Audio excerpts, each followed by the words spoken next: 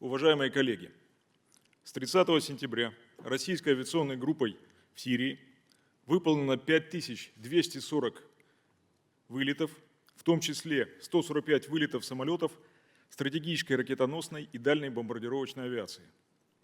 ВКС России ежедневно наносятся ракетно-бомбовые удары по основным объектам инфраструктуры, опорным пунктам, скоплениям военной техники и живой силы террористов.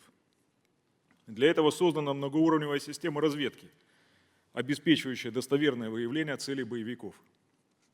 Кроме того, мы находимся в постоянном контакте с командованием сирийских правительственных войск и отрядов патриотически настроенной оппозиции.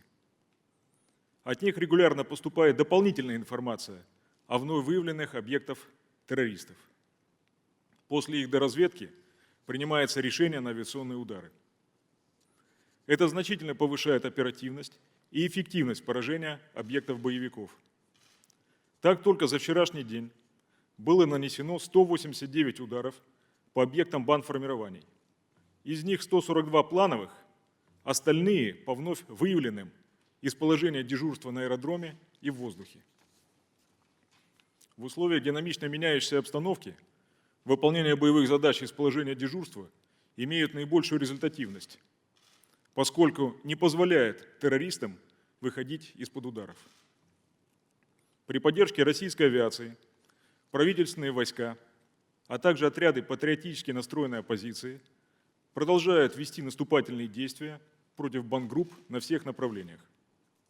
Наибольший успех достигнут в провинциях Алеппо, Латакия и пригородах Дамаска.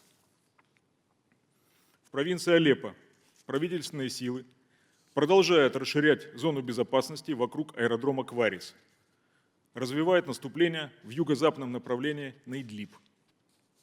За последнюю неделю освобождено 5 населенных пунктов.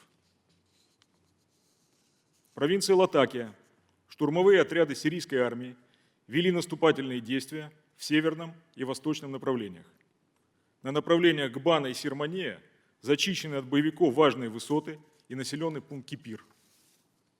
Установлен контроль над ключевой для развития наступления высотой Джебель-Ноба.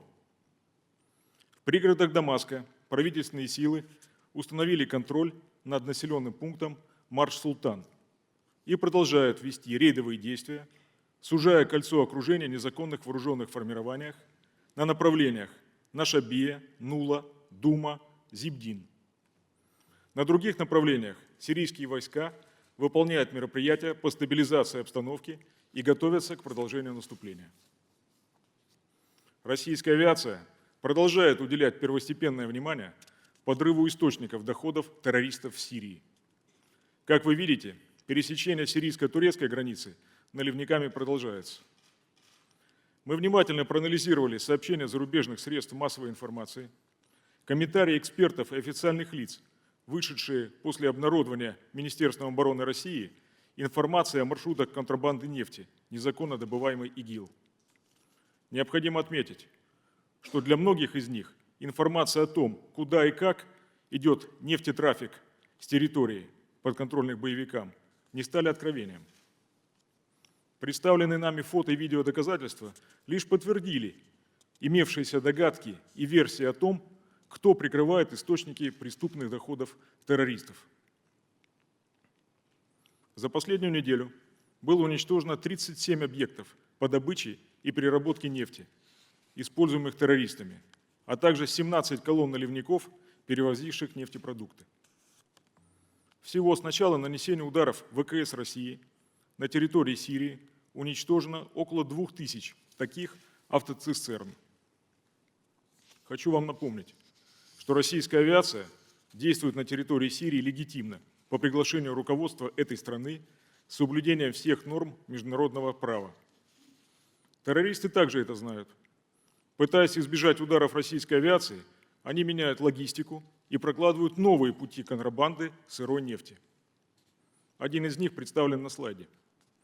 Маршрут транспортировки ведет из провинции Дер-эз-Зор, находящейся под контролем ИГИЛ, через приграничные населенные пункты Гуна и Тель-Сфук в Сирии в направлении Мосул и Захо на территории Ирака. Колонна наливников следует кратчайшим путем к сирийско-иракской границе, которую пересекает в районе населенного пункта Тель-Сфук. Однако, несмотря на значительный крюк, конечной точкой контрабандного маршрута по-прежнему остается Турция. На турецкую территорию нефть попадает через пропускной пункт в районе Захо. На схеме видно, что данный маршрут частично совпадает с так называемым восточным маршрутом, о котором мы говорили на прошлой встрече. Проведена доразведка указанных районов. В соответствии с указанием президента Российской Федерации, отданным в ходе ежегодной пресс-конференции, мы демонстрируем ее результаты. На момент съемки в районе Захо с обеих сторон турецко-иракской границы находилось 11 775 бензовозов и фур.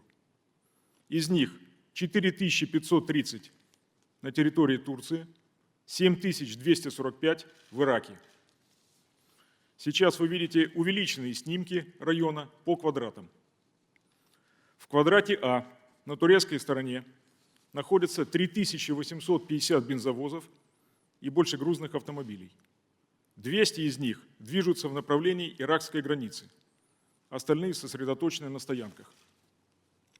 В квадрате Б, в непосредственной близости от границы, отмечается 1660 бензовозов и фур. Из них на иракской территории 980 автомобилей, 680 на территории Турции. В квадрате В сосредоточено 4905 бензовозов. В квадрате Г 1360 автомашин, ожидающих пересечения границы. Необходимо отметить, что через этот пункт пропуска следует нефть, добытая как в Ираке, так и в Сирии. Продолжают использоваться и ранее показанные нами в Сирии северный и западный маршруты. Для исключения потерь от российской авиации террористы перемещаются по ним в основном в ночное время. Автоцистерны маскируются под обычные грузовики и передвигаются небольшими колоннами по несколько десятков машин. Ранее мы показывали большие скопления наливников в местах добычи нефти. Теперь, как видно на представленном снимке, под загрузкой находится ограниченное число автоцистерн, остальные рассредоточены и подходят мелкими партиями. По данным космической разведки, в последние дни отмечается значительное снижение числа наливников, перемещающихся по северному маршруту в направлении нефтеперерабатывающего комплекса в городе Батман. Схожая ситуация складывается на западном маршруте, на направлении Рейн-Ханлы-Искандерун. Число бензовозов там сократилось до 265 единиц. В то же время мы наблюдаем увеличение количества наливников в районе турецкого порта Дерт-Йол до 920 бензовозов и фур. Надо понимать, идет прямое разграбление Сирии, а прибыль от контрабанды любой продукции поступает на содержание ИГИЛ, и любая страна, участвующая в этом нелегальном бизнесе, является пособником международного терроризма. Надеемся, что представители международной коалиции учтут имеющуюся у нас информацию и примут меры по уничтожению объектов террористов. Мы готовы представить нашим партнерам координаты объектов ИГИЛ и ждем от них взаимной информации по инфраструктуре террористических организаций. Со своей стороны мы гарантируем, что российская авиация продолжит наносить удары по террористам. Спасибо за внимание.